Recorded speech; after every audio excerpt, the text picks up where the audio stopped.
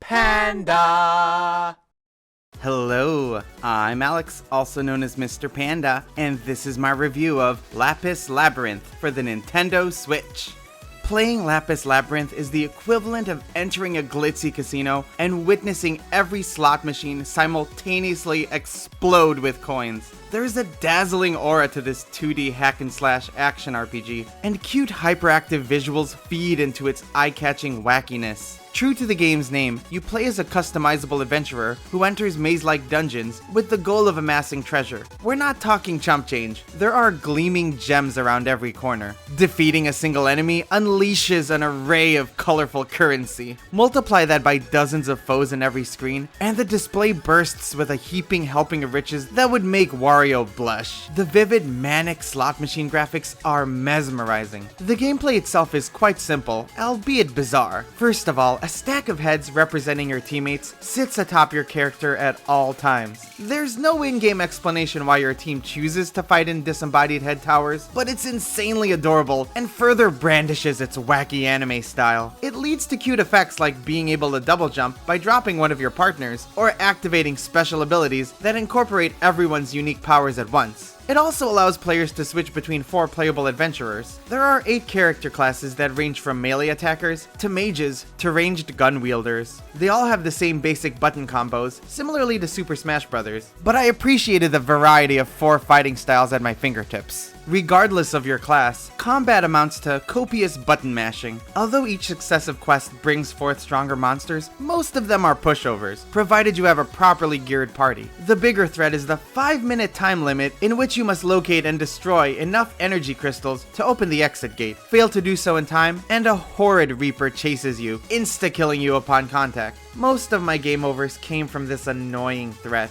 Upon breaking enough crystals, an arrow guides the way towards the exit. However, due to the convoluted maze design, filled with bewildering warps, the path to the exit is often confusing. Consequently, I felt discouraged to search hard for treasure, despite that being the point of the game. Lapis Labyrinth is designed around performing large combo chains to keep the money train coming. Fight, rack up points, and expand your earnings as long as you avoid getting hit. A fever gauge builds up, and when filled, transforms the game into a blinding rush. If you were somehow underwhelmed by the garish spectacle, Fever Mode will inject your eyes with adrenaline. Everything drops mountains of gems, and the scenery detonates with bright lights and colors. Slots randomly award you bonuses, and the screen shakes, presumably since it can't handle anything that's happening. Seriously though, the frame rate tends to dip quite a bit during this mode, which is disappointing for what should be a smooth, fast-paced experience. It's an overwhelming blur, and I occasionally got distracted or lost with the overstimulating flying and flashing. That is the true essence of Lapis Labyrinth though, a dungeon crawler that makes you feel good with its easy-to-learn button combos and the atmosphere of being in an eternal bonus level. Sometimes it's nice to shut off my brain entirely while entering an exhilarated state. However, that only took me so far due to the stagnant gameplay. After the first of 10 worlds, I had pretty much seen everything. Each world has 8 quests, in which you enter a labyrinth of 1 to 5 floors. However, every map has the same generic level design, essentially a series of connected rooms, breakable blocks, and walls. They all look and feel similar, aside from a few different backgrounds and gimmick platforms. Meanwhile, you're probably mashing buttons and still somehow winning. The grind follows the same pattern throughout its 20-hour campaign, quickly becoming monotonous. Bosses break the mold, but only the end of world ones are actually interesting or challenging. All other bosses are just slightly rougher adversaries. The lackluster story doesn't help. You learn more about the abyss underneath the town over time, but without true voice acting or character personalities, it ends up feeling shallow. The progression system, while not stellar, was enough of a hook to keep me invested. Beyond obtaining a bunch of loot and materials in each level, you also unlock randomized chests, holding equipment depending on how well you played. You only have control over which of 3 chests you open at a time, but it's rewarding to get that lucky weapon, armor, or artifact, each with their own attributes like boosted attack against certain monsters. Everything you equip feeds into a combined team HP and attack stat, making the group feel more like a singular unit, and a maximum gear cost tasks players to grind for the most efficient equipment. I appreciated that as you play, the town flourishes, gradually introducing new services like a blacksmith that embeds equipment with passives, a dojo that raises character stats, and a restaurant that cooks up restorative foods. That said, I wish there were more to diversify gameplay. For instance,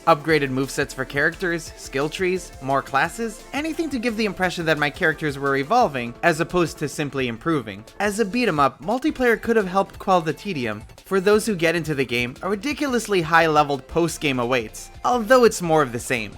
Lapis Labyrinth isn't for everyone, but there is an audience, particularly players who like stimulating games that are easy to pick up and play. The overall experience is style over substance, with flashy lights at the forefront and a straightforward hack-and-slash RPG as the catalyst. If you've ever had the urge to know what it's like to live inside a pinball machine, I assume this is the closest interpretation. I give Lapis Labyrinth a 6 out of 10. Thank you for watching. If you enjoyed the video, it would be awesome if you gave it a like, and please be sure to subscribe for more in-depth Nintendo reviews. I'd love to know what you think of Lapis Labyrinth, so don't forget to share your thoughts or questions in the comment section below. This was Alex, aka Mr. Panda, and until next time, bye bye!